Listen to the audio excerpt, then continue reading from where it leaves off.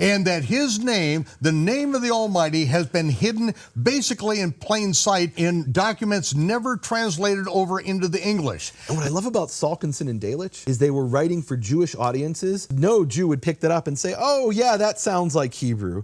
They'd pick that up and say, this is not a Hebrew word. So they wrote it the way every Jew who had a knowledge of the name would. But I have to disagree with his conclusion that Yeshua was under the ban on the name. As far as I can find from the Jewish sources, the ban on the name didn't exist in the first century.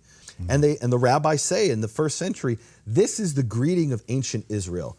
Jesus at Patmos, when he revealed himself to John, he didn't use the name Yehovah. He revealed himself in a very different way, and I'm sorry, it's actually 1:8. Okay, yeah, okay.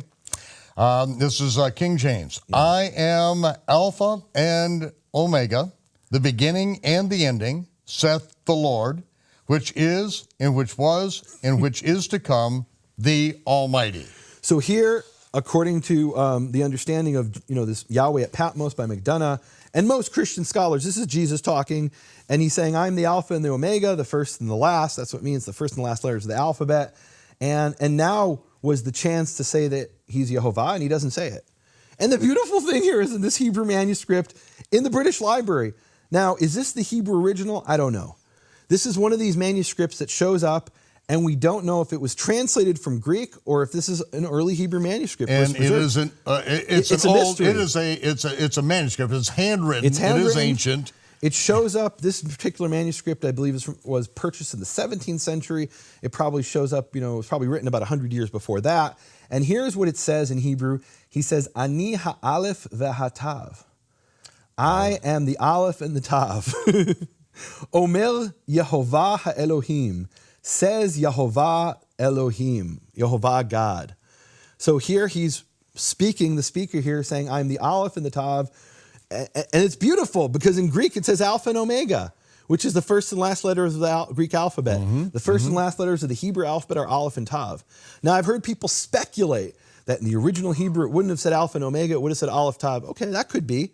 Here I have it. Here you have it. I have it in a manuscript. And then it says Yehovah God.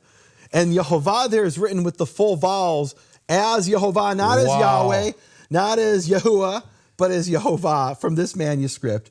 It's beautiful. And one of the things that's missing that I think is lost when you translate this into Greek is what you just read. And read that one more time, the end of the verse where he says, I am the Almighty. Which is, which was, and which is to come, the Almighty. Was and is to come. When I hear that, I immediately hear that in Hebrew, which is the Hebrew phrase, Haya Hoveh Yehiyeh, which literally can be translated, he was, he is to come, or you can change the order. And in fact, in Revelation, it appears 3 times. Sometimes it appears he is, he was, or he was, he is. That's not important in Hebrew. But the meaning of the name Yehovah, the meaning of the name of the Father, Yud-Heh-Vav-Heh, is Haya Hoveh Yehiyeh. He was, he is to come. That's the translation, the meaning of the name.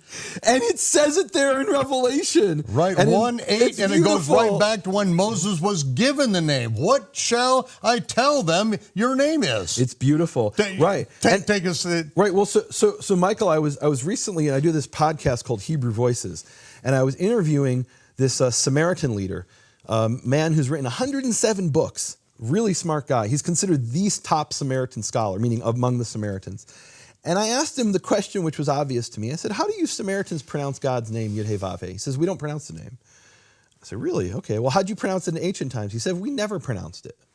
Interesting, and we can get back to that maybe.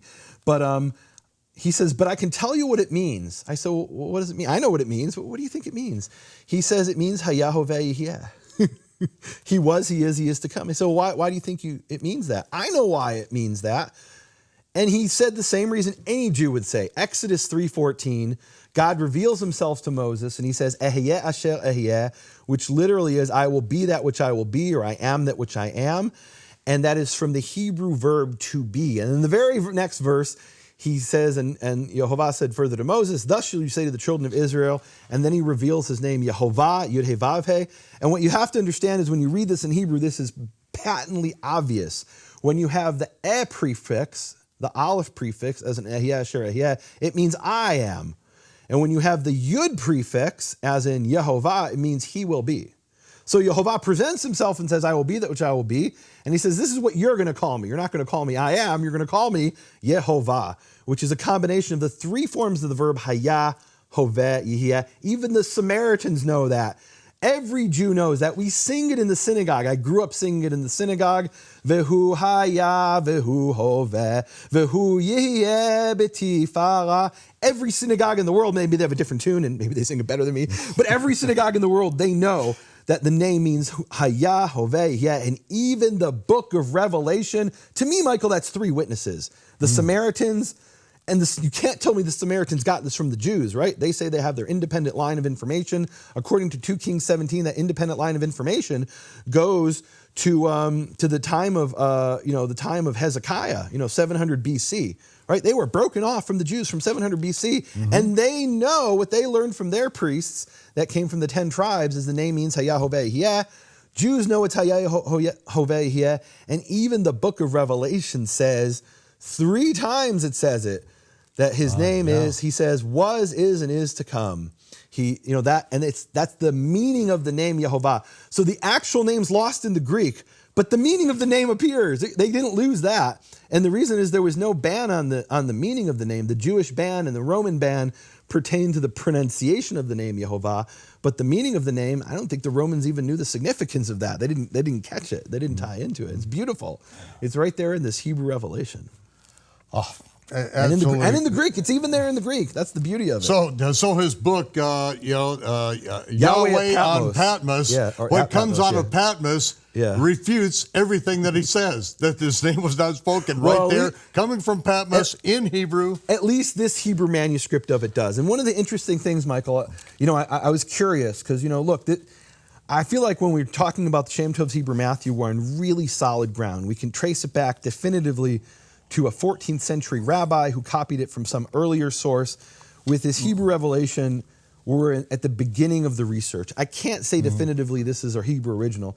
So out of curiosity, I decided to look at 2 texts of Revelation in Hebrew that I know they were translated from Greek. Okay. And one of them was made by a Christian Gentile named Franz Delitzsch, and the other was by a Jew named Salkinson who converted to Christianity. And both of them were in the 1800s. Delitzsch's purposes, he was actually a great scholar of Hebrew grammar, Franz Delitzsch. And he said, I want to present the New Testament in a style that sounds like biblical Hebrew for the Jews. The other one, Salkinson, was a Jew, and he had actually read the New Testament in Hebrew, and he said, this isn't Hebrew, this is horrible Hebrew. Some Gentile translated this, I can't even understand it. He said, I want to translate it in a way that my people will understand it, meaning Jews. And if they read it and they reject it, at least they'll understand what it says as a Hebrew book. So both of them independently translated the book of Revelation and the whole New Testament, by the way. You can actually get these online. Beautiful thing is both of these are translations from Greek, and we know who translated them in the 1800s, and you can see them online today. And both of them translate verbatim, I am the Aleph and the Tav Yehovah Elohim. Now, what that shows you, whether this Hebrew revelation is an original Hebrew text, or if it's translated from Greek, if you want to insist that, it shows that 3 independent sources all looked at the Greek and realized what this had to say in the Hebrew would be, I am the Aleph and the Tav, Yehovah Elohim. And what I love about Salkinson and Delitzsch is they were writing for Jewish audiences, and they didn't even occur to them to write Yahweh, because no Jew would pick that up and say, oh yeah, that sounds like Hebrew. They'd pick that up and say, this is not a Hebrew word. What is this Yahweh? So they wrote it the way every Jew who had a knowledge of the name would certainly in the 1800s understand it was Yehovah. It's the way it's written in printed Bibles in the 1800s. And we'll talk about that in a different, if we have time. I think it's beautiful. 3 independent sources. One may be in original Hebrew, maybe translated, I don't know. The other 2 are for sure translated. And all 3 say, I am the Aleph and the Tav, Yehovah Elohim. And, so this guy who's writing about Yahweh at Patmos, he's got some wonderful scholarship, but I have to disagree with his conclusion that that Yeshua was under the ban on the name. As far as I can find from the Jewish sources, the ban on the name didn't exist in the 1st century. The only people who followed the ban on the name in the first century were the Samaritans, who never spoke the name, and we have evidence for that. And the Essenes, who wrote the Dead Sea Scrolls, they believed the name was too holy to pronounce. The Pharisees actually had a teaching that when you greet your fellow, you must greet him using the name. And they explain what they mean. They explain that when you, they quote Boaz walking on the road to Bethlehem, and he sees the harvesters in the fields, and they're covered in the dirt and grime of the fields. Like these aren't people who are sanctified in the temple. And he says to them, Yehovah imachem, Yehovah be with you. And they say to him, Yevarechecha Yehovah, Yehovah bless you. And the rabbis say in the first century, this is the greeting of ancient Israel. This is the way that we are culturally, the way we greet people. And they bring another example from Gideon. When the angel sees him, he says, Yehovah be with you.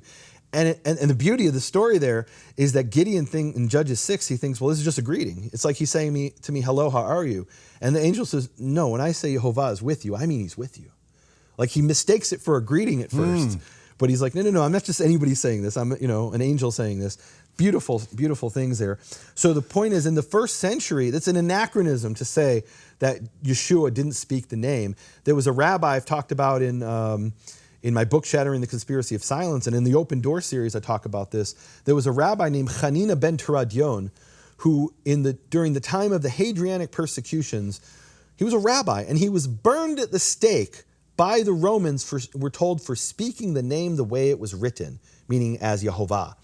Instead of saying Adonai, he actually spoke the name, and this was in response to the Roman ban on speaking the name. It started out as a Roman persecution. He said, if you forbid us to speak it, I'm going to speak it publicly.